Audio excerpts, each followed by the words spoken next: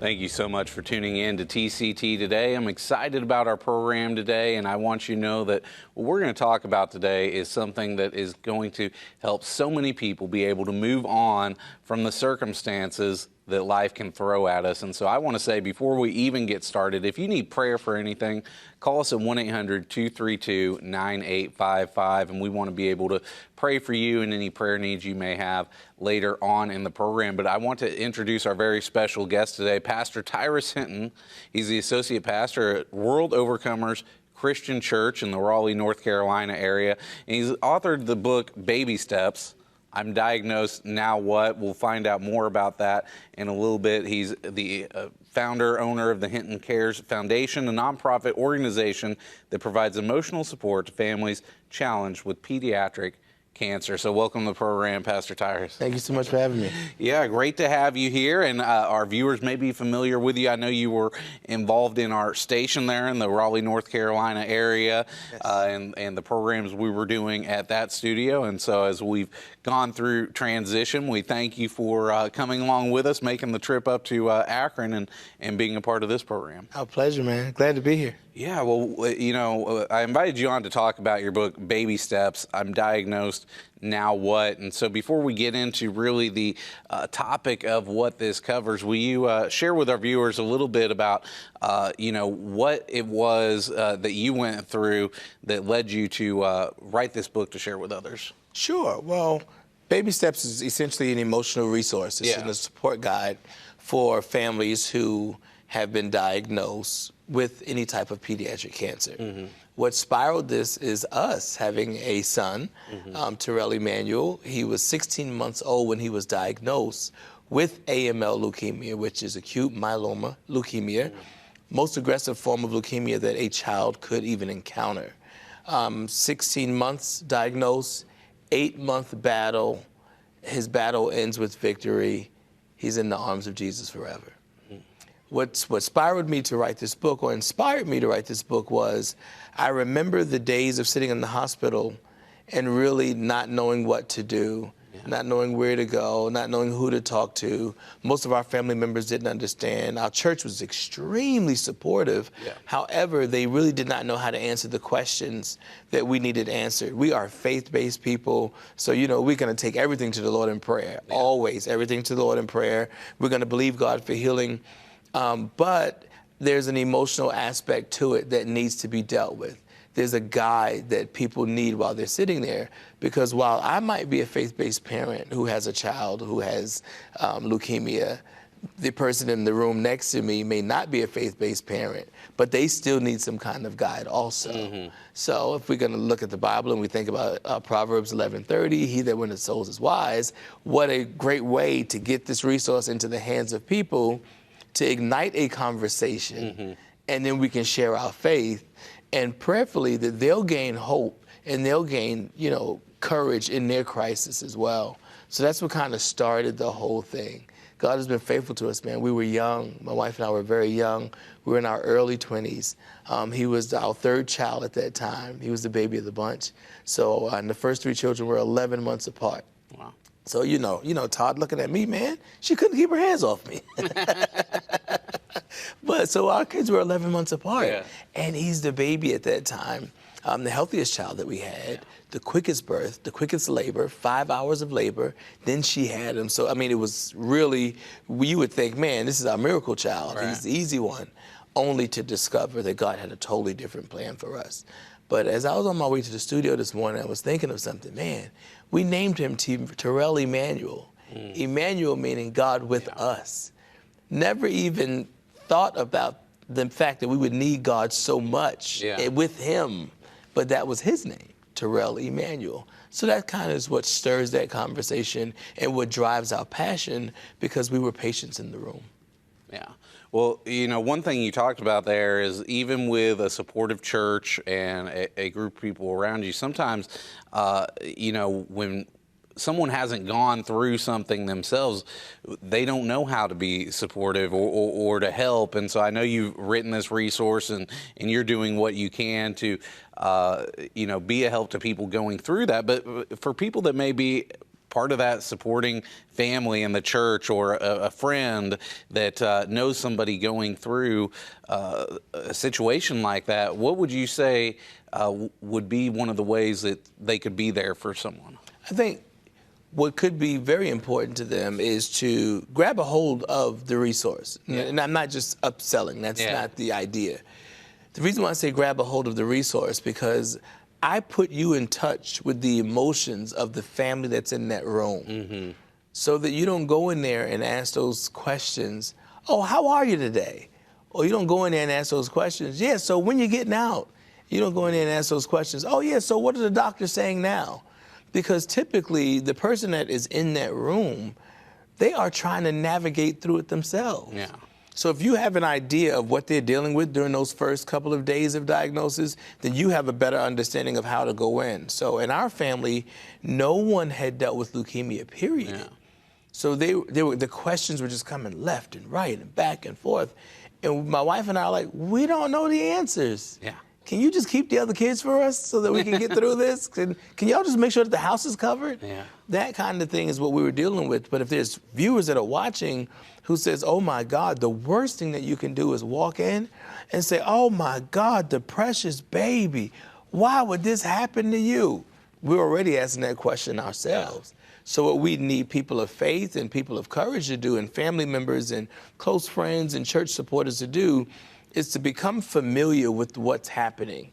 Kind of get a resource, get something that can help you, and don't go in there and just read the guide and go through the guide, but kind of help. You know, be sincere, be genuine, be true, feel, get into the emotion with them. And if you can't handle it, the best thing to do is send love. Yeah. Does that make sense? Yeah. Just send love, send a gift. Send care packages, send something, because if you're not equipped to handle it, it can become very challenging for the family that's there. Well, I really appreciate what you're doing to, help families that are now going through this situation. But, as you talk, and it's almost like, going through it, you don't know what to do. You don't know the answers.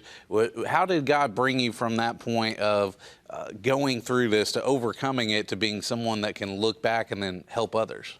Well, you think that we're strong faith, all right? So we're very conservative. I was raised in a very conservative Christian household. So we were built on faith. My mom was a Bible beater. When I'm telling you a Bible beater every day. We were in the Word. Yeah. There was nothing allowed in the house but the Word. There was no secular music allowed in the house. Mom had specific prayer times. She had a prayer pillow, the corner of the couch each evening. That's where she was. And that's kind of that's what I saw growing up. So, of course, what you see growing up is what you pattern as you get older. So I patterned that same life. Even through high school, I was teased a lot because I used to carry my Bible in my book bag. It's so funny when you look back at that kind of stuff. Carried my Bible in my book bag. Then the kids would start teasing me, well, what's the word for today, Mr. Preacher? And I'd say something off the cuff, whatever our pastor would preach.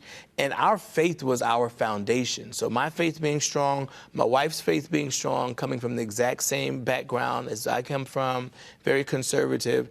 That's really how we got through that, is our foundation of faith. That is really how we got through it. We understood the scriptures. We understood to live as Christ, to die as gain. There are people who are watching who are like, man, well, I've been diagnosed. I mean, how am I supposed to handle it? Well, you're looking at a person who released his book in 2017, in June 8th, 2017. I released the book. I was diagnosed with cancer myself, August the 5th, 2017. Wow. So pretty much 60 days later, I'm diagnosed with an intestinal cancer of my own. So it's almost like the Lord gives me a double shot so that I can really help somebody else. But the thing, the beauty I see in God here is that the Lord allowed me to experience healing 2 times, 2 totally different ways, but victory on both sides. So my son being totally healed, no more radiation, no more chemo, no more sorrow, no more sadness, no more blood donors, no more bone marrow transplants, none of that stuff. He is healed and he's safe. Then the Lord leaves me here as a testimony in the earth to say, okay, yeah, not only can I heal you through grief and through a grief process, but I can also heal you physically and leave you as an example to let others know around the world that God still heals cancer. He still heals cancer. He still can put you in the right company of the right people to make sure that you live. And you know what? You might struggle through it. It might be tough. My recovery was hard. It was really, really tough. That's why I couldn't start any kind of book tour or anything like that. I had to wait because I had to recover first. But what I'm telling you, God has healed me inside and out. And that's what puts me in this light where I can help others to get through it at this point. That makes sense. That's good. Now, you talked a lot about your strong faith, and I think a lot of times when people have spent all their time in the Word, in the church, they feel like their faith is strong, and so they're hoping that God will just, miraculously bring them out of something in an instant, and their faith is just for that. God, get me from where I'm at to where I need to be. I don't want to go through the valley. I don't want to do any of this. But your book is titled Baby Steps. So talk to us a little bit about the process of, having that faith in God, but still having to go through the steps that it took to get to the other side. So when you're thinking baby steps, the reason why I named it Baby Steps, and that's actually Terrell's foot on the front of the book. That is his foot from the hospital, his footprint from the hospital. Baby steps because you have to take this in small pieces. You're not going to be able to digest it all in one setting. You're going to have to take it step by step, and they're going to have to be small steps. So that's why I open up the book with stuff like just breathe. That's how I open it up, just breathe. Once you get that information about your child, or once you get that information about your own diagnosis, it's safer just to sit and kind of be quiet and digest everything that they're saying, because half of it you're not going to hear, because all you heard was, the doctor might have said cancer, but you heard death. The doctor might have said cancer, but you heard your friend's name who had the same illness and didn't survive it. The doctor said cancer, and you remembered the sickness of somebody else. So Baby Steps is a resource to guide you through those first 10 days of diagnosis, specifically those first 10 days. So I give you good instruction. I'm saying, hey, just breathe.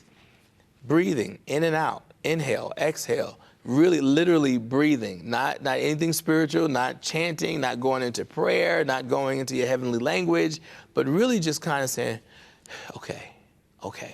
I remember sitting there and I was holding Terrell, and when they came back and let us know that the diagnosis, they were hoping for it to be ALL, which is a different form of leukemia that works in stages. And they can kind of catch it at different stages and stop the progress of the disease. And then when they came and informed us that it was AML, which has no stages, it's aggressive from the beginning to the end, we then had to say, okay, you talk about breathing. I held him tight, and we were just sitting there in a chair, rocking back and forth, just kind of breathing. The doctors were very understanding. This medical team at that time, they said, you know what, Mr. and Mrs. Hinton, we're going to give you guys a little bit of time, and we're going to come back. They understood the process. We have to digest it at that point. The next part I talk about is listen. Because after you finish breathing, you have to come out of that. You don't have a moment. This is not the time to be angry. This is not the time to get mad at God. This is really the time to kind of figure out, what do I do next? So when they do, they give you a little bit of time to kind of get yourself, gather yourself. They come back in. Now it's time to start writing. So we have so many napkins and scrap papers, and we kept all that stuff where we just wrote just different notes. All right, they said this would have this effect. Okay, this would do this, and we're hopeful that this will work, and we're hopeful that this protocol will work. And we kind of just listened, wrote down the information. We listened not to respond. We listened to gain information, which is a really important part of the journey. Many of our viewers that are watching, an important part of their journey is not to listen so much to the outside influences, but to listen to the medical professionals who understand the process, so that we can take those things to the Lord in prayer. We need to take every process to the Lord in prayer so that he can help us. So my son went through there was radiation, there were some effects that he should have had with radiation. We took it to the Lord in prayer. And he shielded us from some of those side effects that he should have had. Yeah. So when you're talking about how does that relate and how do we take those baby steps, we really took our time. We really took the time and we went through, just breathe. We talk about music therapy. We talk about making time for yourself, because one thing that we can be guilty of is really getting so involved in being a caregiver that we forget about ourselves. Right. Can you imagine how many people are watching us right now, talking to each other, that are caring for someone else who have totally neglected themselves? They didn't even think about it. November was National Caregivers Month, so what we did as a foundation is we just kind of sent gifts. We had random people that were selected, and we sent gifts to caregivers to say thank you, because I understand we were caregivers. We understand that we lose ourselves in what's happening. So I write about that in there. So that's why baby steps is important. You have to take those baby steps, but then in taking those baby steps, it's a guide, it's direction to get you through those first couple of days. That's good. Well, I want to ask you in a minute a little bit more about your journey and what you can share with our viewers about that. And of course, we want to pray for everyone watching. If you need prayer, call us at 1-800-232-9855. But I also want to take a moment to ask our viewers to take this opportunity to partner with us at TCT. If you've been blessed by this program or anything you see on the TCT network, now this would be possible without the prayers and support of our viewers. And so for over 40 years, we've been broadcasting the gospel 24 hours a day, 7 days a week, and you can be a part of helping us to do that, not just to continue receiving Christian programming into your home, but to be a part of this network that's sending the gospel out around the world. And so you can call 1-800-232-9855. You can also give a secure gift online at www.tct.tv. And it doesn't matter the size of the gift. It just matters that you're willing to be one of those partners that's standing with us, helping us to broadcast the gospel. And so for any size gift, large or small this month, we want to send to you our daily Bible reading calendar for 2020. We want to make sure we get this in your home before the beginning of the year so you can start your year off right on January 1st, getting into the Bible. And if you follow this guide, it's just about 5 chapters a day. You'll get through the entire Bible in a year, including the New Testament and Psalms twice, and Proverbs you'll read through every single month. And so I encourage you to call right now with your donation to receive this gift, 1-800-232-9855, or on the website at www.tct.tv. But Tyrus, as you're sharing with us the book and some of the steps that you've shared that can help people get on the other side of diagnosis like you received for your son. But share with us a little bit more about your personal journey, because as you said, as pretty much as soon as you got this book out, within the next 60 days, you thought you were on the other side. I'm sure you were, moving on and trying to help others, and then realize that you yourself were going through basically the same thing, and probably needed this help yourself as much as you were able to help others. But what was it like during that stage of your journey? So that stage of my journey, let's set the stage. Yeah. Sunday, wonderful, amazing time at church. I get home Sunday night, family, we're sitting down eating dinner, having a great time. It's pretty late in the evening. 9:11, my telephone rings. 9:11, and it's the doctor. Yeah. I'm saying, "Hey, Doctor So-and-so, how you doing, man?" And I mean, it never occurs to me that it's 9:11 on the Sunday night. I'm just thinking, like, wow, the doctor's calling me. Hey, how you doing? So my wife comes, she hears me, and she comes from the room into the room where I am.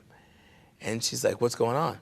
I said, "I don't know, the doctor's calling." So I'm listening to him on the other side. He said, "Well, Mr. Hinton, I'm sorry to inform you that during your last exam, I found a mass in your small intestines." And I said, "Oh, okay, well, all right, well, what do we do?" He said, "Well, it's not that easy. While I was in there, I biopsied it. And unfortunately, it's a form of intestinal cancer, and we will need to remove that." At that point, like, I'm still trying to smile, Yeah. but I'm quiet. I don't say anything else. "Mr. Hinton, are you there?" "Yes, sir." My wife is staring me dead in my face with tears in her eyes because she knows something's not right. So I said, all right, well, what's next? He said, well, I need you to come into the office on Tuesday. We'll set up your surgery. We're going to see what we can do. I need you to see a gastro-oncologist. And I mean, just really started going down the line. At that point, I hung up the phone with him.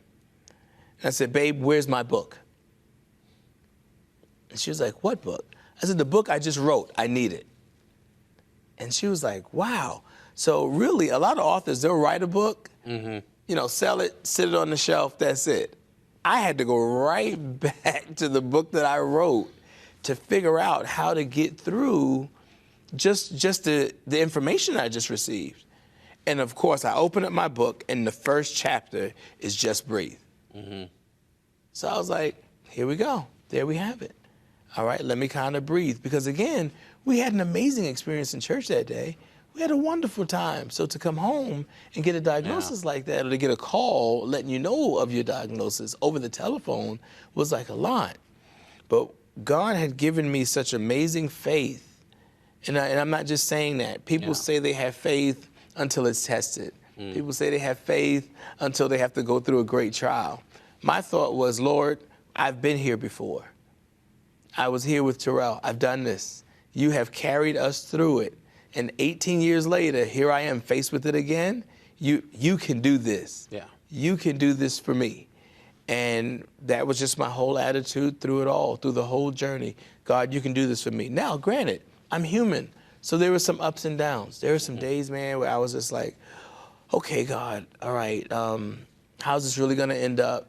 How's this going to end up? Then I'm like, okay, all right, shake yourself, Tyrus. Let's get back into faith. Let's get back into faith. Come on, now faith is the substance. Let's go to Hebrew 11:1. Let's go, let's walk the hall of faith. Let's talk about everybody who's had faith.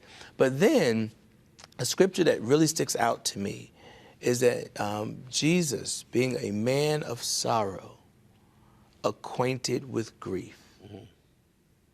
And I think about that because grief is not only after someone dies, but grief is a process even while people are living. Yeah.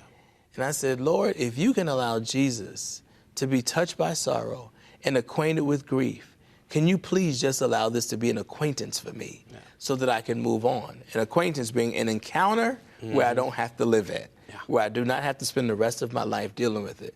Well, I'm happy to say, and I'm happy to share with you, everyone watching, I'm cancer-free. I have had no radiation, no chemotherapy, and the Lord has kept me. I feel better now than I probably did in my 20s. Wow. Now, I walk a little slower, but that goes with age. But I can still do spin class, I'm still running, I'm still enjoying myself, I'm still lifting, and I'm enjoying my grandchildren at this point and what the Lord is doing for us. So when you talk about my journey was tough. It was hard. My recovery was extremely difficult. It was extremely difficult. We were hoping that my recovery would last maybe, 3 to 4 weeks. I was maybe months, almost a year into my recovery before I was back to normal. And there's still a few things that I have to deal with now, but even with dealing with them, I'm still walking in the place like, yep, God, you did it. Thank you.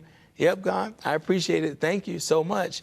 And that's the angle I come from, to help other people that are dealing with these same diagnoses, these same, seems like what we would think is a death sentence, to know there's life on the other side, man. To live is Christ, to die is gain.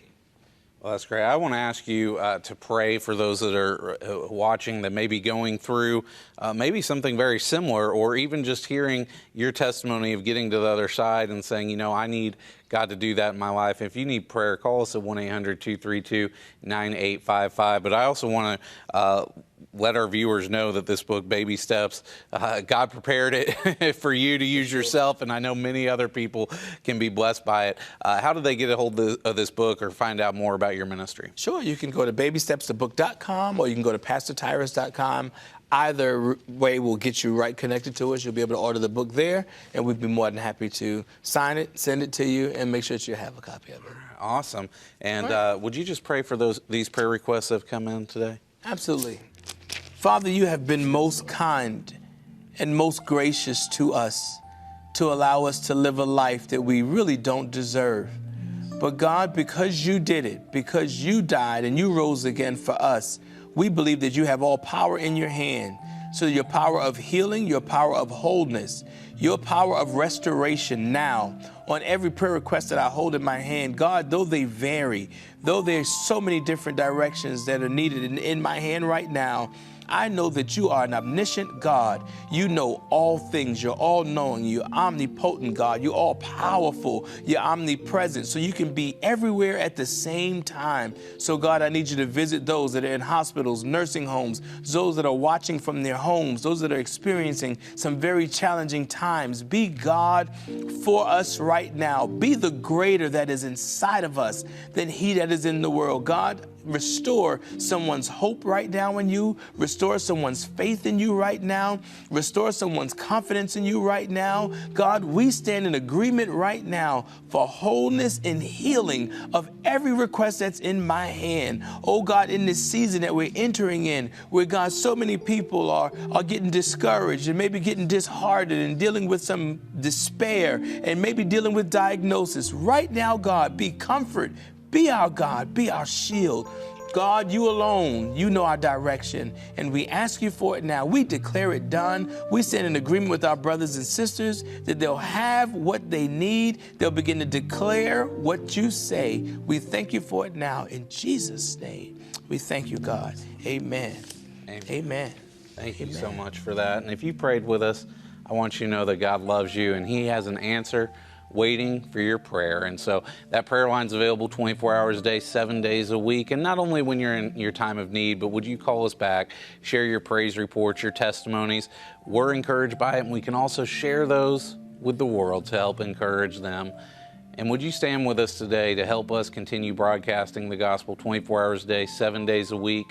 You can call that prayer line and let the prayer partner know that you'd like to give the very best donation you can, and they'll pray with you as you do that. 1-800-232-9855 or on the website, tct.tv. But Pastor Tyrus, thank you so much for being with us today. Thank you, sir. Thank you for being with us. We'll see you next time on TCT Today. God bless. Bye.